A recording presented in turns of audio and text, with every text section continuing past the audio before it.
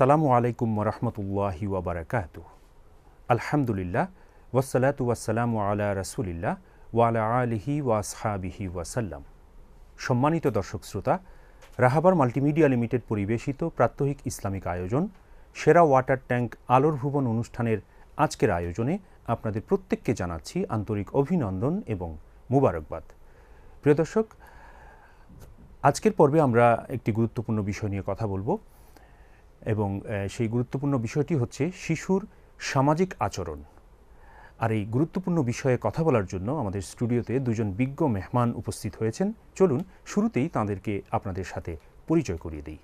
উপস্থিত আছেন বিশিষ্ট লেখক গবেষক আলী হাসান তৈয়ব, সহ সম্পাদক দৈনিক আলোকিত বাংলাদেশ এবং খতিব আন-নূর জামে মসজিদ টঙ্গী। আসসালামু আলাইকুম ওয়া রাহমাতুল্লাহ। এবং তারই পাশে উপবিষ্ট আছেন আরও একজন বিশিষ্ট লেখক গবেষক ও আরবি ভাষাবিদ ডক্টর শামসুল হক সিদ্দিক, শিক্ষক IUT গাজীপুর। আসসালামু আলাইকুম ওয়া রাহমাতুল্লাহি ওয়া বারাকাতুহু। ওয়ালাইকুম আসসালাম রহমতুল্লাহি ওয়া বারাকাতুহু। শায়েখ, আপনারা ভালো আছেন? আলহামদুলিল্লাহ। আপনাদের দুজনকে আমাদের এই আয়োজনে স্বাগত জানাচ্ছি। আপনারা প্রথম এসছেন, জাযাকাল্লাহু খায়রান। শায়েখ, আপনারা ইতিমধ্যে জেনেছেন আমরা আজকে যে বিষয় নিয়ে আপনাদের কাছ থেকে কথা শুনব সেটি হচ্ছে শিশুর সামাজিক আচরণ।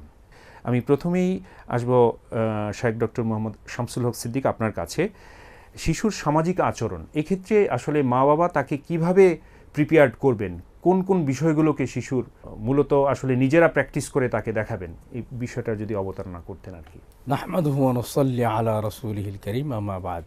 শিশুর মনোমানসিকতা 6 বছর বয়সে অনেকটাই পরিপক্কতার পর্যায়ে চলে আসে এবং বলা হয় যে 7 বছর বয়স যখন হয় তখন সৃষ্টিকর্তা সম্পর্কে তার ধারণা সম্পূর্ণরূপে পরিপক্ক হয়ে যায়। অর্থাৎ সেটা যে কোনো ধরনের ধারণাই হোক না কেন, সুবহানাল্লাহ, আল্লাহ রাব্বুল আলামিন তাকে সেই যোগ্যতা দিয়ে দেন। হ্যাঁ, এবং এই 7 বছর বয়সে সৃষ্টিকর্তা সম্পর্কে তার ধারণা পরিপক্ক হয়ে যায়। সুবহানাল্লাহ। তো সেই জন্যে এই 7 বছর বয়সটা, এটাকে আমাদের ফুকাহারা, যারা ফিকহবিদ, যারা ইসলামিক আইনবিদ ছিলেন, ওনারা বলেছেন যে এটা হচ্ছে সিন্নুত তামিজ। অর্থাৎ এই বয়সে ভালো এবং মন্দের মাঝে পার্থক্য করা শিখে ফেলে একটি শিশু। সুবহানাল্লাহ। তো যেহেতু পার্থক্য করা শিখে এবং এটা বৈজ্ঞানিকভাবে প্রতিষ্ঠিত যে এই বয়সটা হচ্ছে পার্থক্য করার সময়, অর্থাৎ শিশু তার যে খেয়ালিপনা সেখান থেকে বের হয়েছে, সে ভালো এবং মন্দের মাঝে পার্থক্য করতে পারে। তো এখন যেহেতু সে পার্থক্য করার পর্যায়ে চলে এসেছে, এই জন্যই কিন্তু ইসলামটা কতটুকু সায়েন্টিফিক আমরা এখানে বুঝতে পারি। রাসূল করিম সাল্লাল্লাহু আলাইহি ওয়াসাল্লাম এই 7 বছর বয়সে কিন্তু সালাতের নির্দেশ দিতে বলেছেন। মুরু আওলাদাকুম বিসসালাতি ওয়া হুম আবনাউ সাবঈন, তোমাদের শিশুদেরকে নামাজের নির্দেশ দাও যখন তারা 7 বছর বয়সে উপনীত হয়।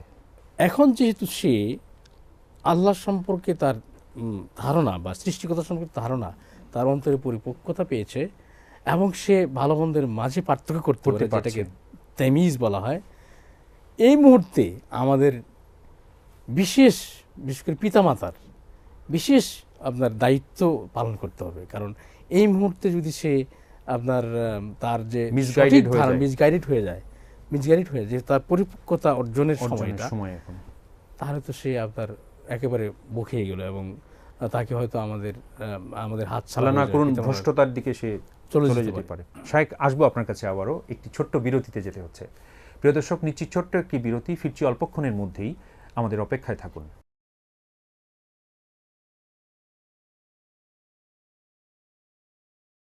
বিরতির পর প্রিয় দর্শক, আপনাদের সকলকে আরও একবার স্বাগত জানাচ্ছি সেরা ওয়াটার ট্যাঙ্ক আলোর ভুবন অনুষ্ঠানের আজকের পর্বে। শায়েখ, যে জায়গায় আপনি কথা বলছিলেন, প্লিজ। এখন শিশু যখন এই 7 বছর বয়সে অথবা 6 বছর বয়সে আমরা স্কুলে দিয়ে দিই, এখন সে স্কুলে যাবে, সে সমাজের সাথে তার একটা ইন্টারাকশন হবে। যদিও সে আগে ঘর থেকে বের হয়, কিন্তু এখন যে তার ঘর থেকে বের হওয়া আনুষ্ঠানিকভাবে অনেকটা আনুষ্ঠানিক সেই স্কুলে যাবে। স্কুলে গিয়ে সেখানে অনেক বন্ধু বান্ধবের সাথে তার পরিচয় সাক্ষাৎ হবে, তার বন্ধু তৈরি হবে। এর আগে হয়তো সেরকম, যেহেতু সে আপনার কোনটা ভালো কোনটা মন্দ এর মাঝে পার্থক্য করতে পারতো না, এখন সে পার্থক্য করতে পারবে। মানে তাকে এই ভালো মন্দ পার্থক্য করতে সহায়তা করতে হবে, অবশ্যই সহায়তা করতে করতে হবে। এবং এই সহায়তা করার পিছনে সে বাহিরের জগতে গিয়ে সমাজের সাথে তার আচরণটা কি হবে সেটা যাতে সে মানে প্রাথমিকভাবে ধারণাও যাতে সে একটা নিয়ে যেতে পারে বাহিরের জগতে, সেই জন্যে পিতামাতাকে সহায়তা এইভাবেই করতে হবে যে পিতামাতা ছোট থেকে, এটা বলা হয় যে বাচ্চার 3 বছর বয়স পর্যন্ত সে সে শুধু দেখে দেখে একটা জিনিস অনুকরণ প্রিয় থাকে 3 বছর বয়স পর্যন্ত। যাই পিতা যা করবে, বিশেষ করে 3 বছর বয়সে যখন উপনীত হয় তখন এই অনুকরণের মানসিকতা অত্যন্ত বেড়ে যায়। সেজন্য দেখা যায় যে পিতা যাই করে না কেন শিশু তা করার চেষ্টা করে। যদি সে পিতা যদি নামাজ পড়ে তাহলে দেখা যায় যে অটোমেটিক্যালি সন্তানও এসে তার পাশে দাঁড়িয়ে যাচ্ছে, মায়ের পাশে দাঁড়িয়ে যাচ্ছে। তো এই অনুকরণের যে সময়টা, এই সময়টাকে বলা হয় যে এটা হচ্ছে অবচেতনভাবে আনকনসাসলি শিখার একটা বয়স। বলা হয় যে 3 বছর বয়স পর্যন্তই ভাষা শেখার একটা মুখ্য সময়, ভাষা শেখার একটা মূল সময়। কারণ সে শুধু সে শুধু শুনছে এবং তার ভিতরে ঢুকতেছে। তো আচরণগুলো সে এই বয়সে কিন্তু মৌলিকভাবে শিখে, যেগুলো তার সাবকনশাসে গিয়ে, অবচেতন অন্তরে গিয়ে, অবচেতন মাইন্ডে গিয়ে যেগুলো বসে যাচ্ছে এবং এই যে জিনিসগুলো বসে যাবে এইগুলো কিন্তু আর জীবনে তার অন্তর থেকে সরবে না। সে তার মানুষের 95%, কেউ বলে 95%, কেউ বলে 90% আচরণ হচ্ছে অবচেতন মাইন্ড কর্তৃক পরিচালিত। এবং এই অবচেতন মাইন্ডটা তৈরি হয়ে যায় 3 বছর বয়স পর্যন্তই, অনেকে বলেন তৈরি হয়ে যায়। এবং এটাকে চেঞ্জ করে নানা ধরনের কলা কৌশল আছে। বাচ্চা যে আমাকে অনুকরণ করবে, কি বিষয়ে অনুকরণ করবে, আমি যেন আল কুদওয়াতুল হাসানা, উত্তম উদাহরণ হই বাচ্চার জন্য। আসবো আবারও আপনার কাছে। আমি এবার আসছি শেখ আলী হাসান তৈয়ব আপনার কাছে। স্পেশালি এই সময়টাতে শিশু যে বাইরে যাবে, এখানে আর কি বিষয় আছে যেগুলো আসলে বেশি ইম্পর্টেন্ট ওই সময়ের জন্য মা বাবাকে ধরিয়ে দেওয়া? আলহামদুলিল্লাহ ওয়াসসালাতু ওয়াসসালামু আলা রাসূলিল্লাহ, আম্মা বাদ। আসলে যিনি আমাদের পূর্বের আলোচক উনি বলছিলেন, ডক্টর শামসুল সিদ্দিক সাহেব, শিশুদের প্রতি পিতামাতার এই বয়সে মানে বিশেষ করে ভূমিকা যেটা, শিশুরা যা দেখবে বাবা মাকে সেটাই সে অনুকরণ করবে। ইমাম গাজালি রাহিমাহুল্লাহ তিনি তার বিখ্যাত গ্রন্থ, তিনি মুসলিম দার্শনিক, তিনি ইহইয়াউল উলুমউদ্দিনের মধ্যে বলেছেন যে শিশুরা হলো এমন একটা ক্যানভাস, এই বয়সে 7 বছর 6 বছর 5 বছর বয়সে এই ক্যানভাসে যে আচরগুলো পড়বে সেটাই ওখানে মূর্ত হয়ে উঠবে।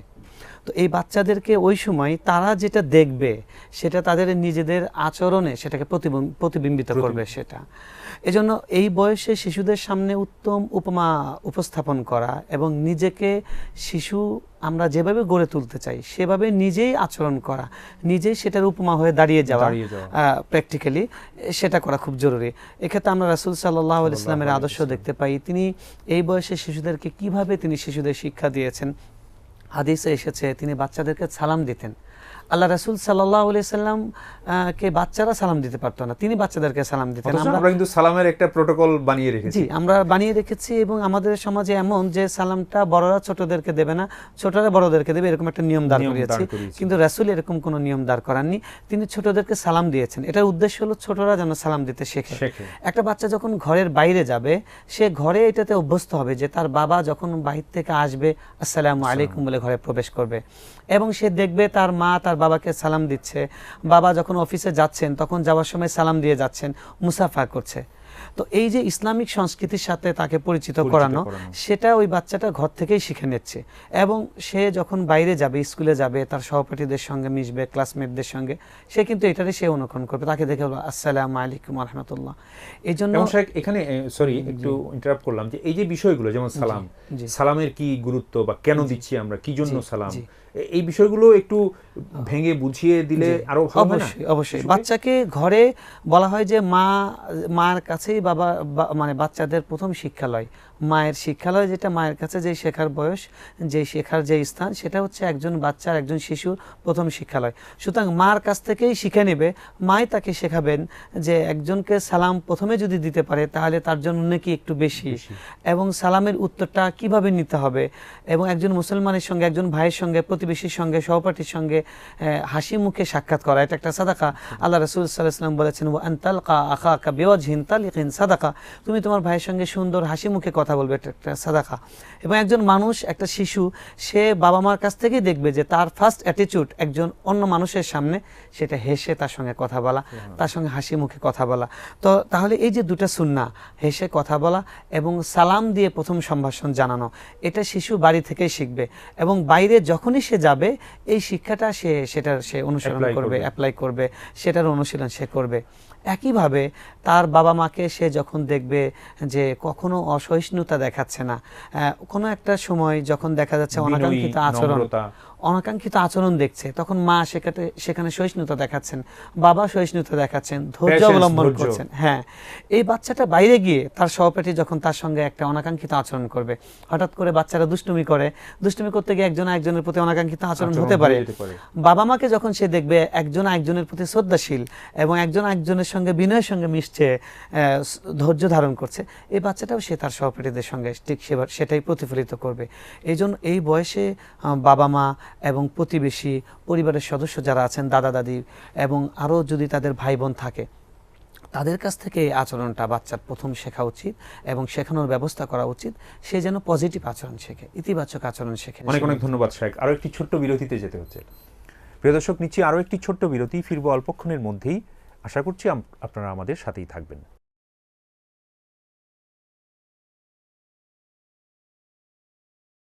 প্রিয় দর্শক, বিরতির পর আরও একবার স্বাগত জানাচ্ছি সেরা ওয়াটার ট্যাঙ্ক আলোর ভুবন অনুষ্ঠানের আজকের পর্বে। আমি এবার আসবো শেখ ডক্টর মোহাম্মদ শামসুল হক সিদ্দিক আপনার কাছে। এইখানে যে বিষয়গুলো আমরা কথা বললাম, শিশুর আচরণ, বাইরে সে যাচ্ছে তাকে আমরা প্রিপেয়ার করে দেব, সে যাতে খারাপ সঙ্গ অ্যাভয়েড করতে পারে এবং সে যাতে ভালো সঙ্গ পেতে পারে, এই বিষয়াশয়গুলো মা বাবার বলে দেওয়ার জন্য বা এই বিষয়াশয়গুলো খেয়াল করা দরকার আছে কিনা এবং সেটা কিভাবে করবেন মা বাবা, সেই ভূমিকাটা যদি বলতেন। নিশ্চয়ই, শিশু যখন বাইরে যাবে তার বন্ধু বান্ধব তৈরি করবে, কী ধরনের বন্ধু বান্ধব তৈরি করবে সেটার একটা অনুভূতি অবশ্য পিতামাতার কাছ থেকে সে নিয়ে নেবে। যখন সে দেখবে যে পিতামাতা নামাজি, পরহেজগার এবং পিতামাতার বন্ধুবান্ধব যারা আছেন তারাও নামাজি, পরহেজগার এবং আচরণগতভাবে তারা সঠিক পন্থার উপর চলেন, তখন শিশুর কিন্তু একটা ধারণা তৈরি হবে যে আমার বন্ধুবান্ধবগুলো আমার পিতার বন্ধুবান্ধবের মতোই হতে হবে। এবং যেহেতু শিশু তার ঘরোয়া পরিবেশে থেকে কখনো কোনো গর্হিত কাজ সে দেখেনি পিতামাতার কাছ থেকে, যদি সে তার কোনো বন্ধুর কাছ থেকে এই ধরনের কোনো গর্হিত কাজ হতে দেখে, তাহলে সে তার মনের মধ্যে একটা আচর কাটবে যে আসলে তো এটা তো সঠিক আচরণ না। এমনকি তাকে অ্যালার্মও করতে পারে যে হ্যাঁ, তুমি যে কাজটা করেছো এটা আসলে ভালো না। নিশ্চয়ই। আর বন্ধুবান্ধব, কী ধরনের বন্ধুবান্ধব চয়ন করতে হবে সে ব্যাপারে শিশুকে একটু নসিহত করা, ধারণা দেওয়া। তো নসিহত এবং ধারণার ব্যাপারে অবশ্য আমাদের আধুনিক বিজ্ঞানে নতুন নতুন কথা ওনারা বলে, আমরা সেটা ফলো করতে পারি। সেটা যে একেবারেই ফলো করা যাবে না তেমন নয়, কারণ সেটা অনেকটাই গবেষণার উপরে চাইল্ড সাইকোলজি গবেষণা করি, ওনারা সেগুলো বলেন। সেটা হচ্ছে শিশুকে গল্পের মাধ্যমে তাকে উপদেশ দেওয়া। এবং গল্পের মাধ্যমে মানে আপনি শিশুকে সামনে বসে বলতে পারেন যে তোমার বন্ধুগুলো এরকম হতে হবে, তার মধ্যে এই ধরনের আচরণ থাকতে হবে। এবং এখানে কি শায়খ আরেকটা বিষয় আছে যে এখানে আমরা যে বাচ্চাদের মিথ্যা গল্প শোনাই, সত্য গল্প শোনাতে হবে। এবং আমাদের সবচেয়ে উপদেশমূলক, আমাদের সবচেয়ে সুবিধা হলো যে আমাদের নবী রাসূলগণের বিশাল গল্পের ভান্ডার আমাদের আছে এবং সাহাবায়ে কেরামদের বিশাল জীবনী গল্পের ভান্ডার আমাদের আছে। ওই এক্সাম্পলগুলো যদি আমরা বাচ্চাদের সামনে ছোট ছোট গল্প আকারে যদি আমরা তুলে ধরি, তাহলে দেখা যাবে যে এটার যে প্রভাব সেটা অনেকটা গভীরভাবে পড়বে এবং সে তার জীবনে সেটা বাস্তবায়ন করে। তার কী ধরনের বন্ধুবান্ধব হতে হবে, সাহাবায়ে কেরামরা কীভাবে চলতেন, ওনাদের আচরণটা কী ছিল, ওনাদের বন্ধুবান্ধব কী ছিল, নবী রাসূলদের বন্ধুবান্ধব কী ধরনের ছিল, তো ওগুলোর মাধ্যমে তাদের মনের মধ্যে একটা বন্ধুবান্ধব সম্পর্কে একটা ধারণা তৈরি হবে। তো সেটা তার জন্য হেল্পফুল হবে। এই ফাঁকে আরেকটি কথা বলতে চাই যে মনোবিজ্ঞানীদের, ইসলামী মনোবিজ্ঞানীদের অনেকেই বলেন, বিশেষ করে ডক্টর তালেব একজন বড় ইসলামী মনোবিজ্ঞানী, উনি বলেন যে আমরা 7 বছর বয়সে যেহেতু বাচ্চাকে নামাজ পড়ার জন্য নির্দেশ দিব, রাসূল করিম সাল্লাল্লাহু আলাইহি ওয়াসাল্লাম বলেছেন, এই নির্দেশটা যাতে বাচ্চা ভালো করে নেয় সেই জন্যে আমরা একটা বড় অনুষ্ঠানের আয়োজন করতে পারি। যখন সে 7 বছরে উপনীত হবে, একটা আত্মীয় স্বজনকে নিয়ে একটা বড় ধরনের একটা অনুষ্ঠানে আমরা আয়োজন করতে পারি যে এখন থেকে তুমি কিন্তু নামাজি হয়ে গিয়েছো। সুবহানাল্লাহ। তাকে নানা ধরনের গিফট দেওয়া এবং সামাজিকভাবে তাকে নামাজে ঢুকিয়ে দেওয়া। সামাজিকভাবে হ্যাঁ, সবাই জানবে যে অমুক আজকে থেকে সে নামাজ পড়বে। অনেক ধন্যবাদ। আমি অনুষ্ঠানে একেবারে শেষ পর্যায়ে চলে এসেছি। ছোট করে আপনার কাছে একটু জানতে চাইবো, এখানে একটা বিষয় আমার কাছে মনে হচ্ছে যেটা আমাদের অভিভাবকদের মধ্যে খুব অভাব আমরা দেখি, সেটা হলো বাচ্চাদের সাথে খুব ফ্রেন্ডলি হওয়া। মানে তাকে আসলে গাইড দিতে হলে আমি কি খুব গুরুগম্ভীর হয়ে তার সাথে করব, নাকি তার সাথে ফ্রেন্ডলি হব? একটু ছোট করে যদি বলতেন। এই ব্যাপারে আমরা আল্লাহ রাসূল সাল্লাল্লাহু আলাইহি ওয়াসাল্লাম যেহেতু উত্তম নমুনা, তার জীবনী দেখতে পাই যে তিনি তার নাতি হাসান হুসাইন রাদিয়াল্লাহু তাআলা আনহু তাদের সঙ্গে শিশুর মতো মিশেছেন। সাহাবায়ে কেরাম দেখেছেন যে তিনি একবার তাদের সামনে আসলেন, আবির্ভূত হলেন, এক কাঁধে এক নাতি, আরেক কাঁধে আরেক নাতি। তার মানে হচ্ছে তিনি একজন নবী, তিনি একজন রাষ্ট্রনায়ক, তার কাঁধে দুইটা শিশু তিনি সবার সামনে এসেছেন। এখানে তিনি মনে করেননি যে এটা দৃষ্টিকটু মনে হবে, তাহলে তিনি শিশুদের সঙ্গে শিশুদের মতো মিশেছেন। এবং হাদিসে এমনও এসেছে তিনি ঘোড়া হয়েছেন, বাহন হয়েছেন, তার নাতি তার কাঁধে সাওয়ার হয়েছে। তাহলে এখান থেকে শিশুদের সঙ্গে শিশুদের মতো করে মেশার ব্যাপারটা আমরা দেখতে পাই। মাঝখানের একটা বিষয় আমি দৃষ্টি আকর্ষণ করবো, আপনি যেটা বলেছিলেন শিশুদের দৃষ্টি আকর্ষণের জন্য, কখনো ভয় দেখাবার জন্য আমরা মিথ্যা গল্প, ভূতের গল্প, আজগুবি গল্প বলি, অবাস্তব বিষয় বলে ভয় তৈরি করি। সেটা বিজ্ঞানও বলছে সেটা মানুষের জন্য উপকারী নয়। আল্লাহ রাসূল সাল্লাল্লাহু আলাইহি ওয়াসাল্লাম একবার দেখলেন যে এক সাহাবী একটা শিশুকে এরকম করে হাতে দেখাচ্ছেন, আসো আসো, মানে দেখ এখানে এলে কিছু দেবেন। রাসূল বললেন তোমার হাতে কি সত্য এটা আছে?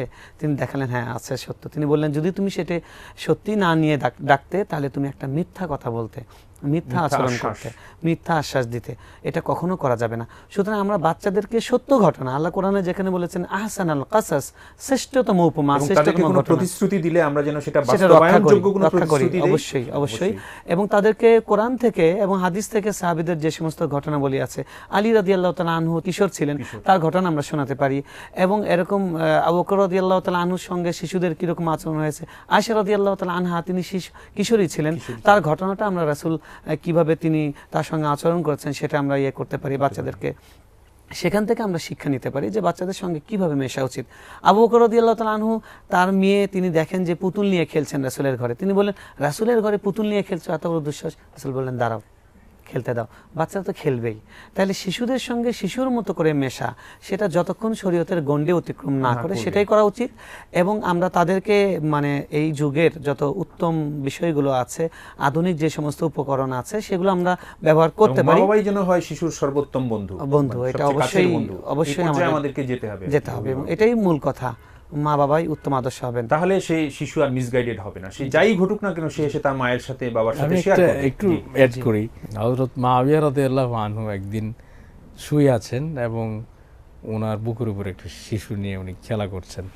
তো ওই সময় আবু সুফিয়ান রাদিয়াল্লাহু আনহু উনি প্রবেশ করলেন, পরে বললেন যে ইয়া আমিরাল মুমিনিন, উনি তো ওনার ছেলে, তো বলতেছেন ইয়া আমিরাল মুমিনিন আমিতহু আনকা, এই শিশুটাকে তোমাকে সরাও, তুমি একজন আমিরুল মুমিনিন, তুমি এই শিশুটার বুকে নিয়ে তুমি খেলা করতেছো, এটা হলো? তো উনি বলেন যে না, রাসূলুল্লাহ সাল্লাল্লাহু আলাইহি ওয়াসাল্লাম বলেছেন যে আমার নবী সাল্লাল্লাহু আলাইহি ওয়াসাল্লাম তাসাব্বা মা'আল আসবিয়ান, অর্থাৎ আমরা যেন শিশুদের সাথে শিশু হয়ে যাই, এই জন্য রাসূল আমাদেরকে বলেছেন।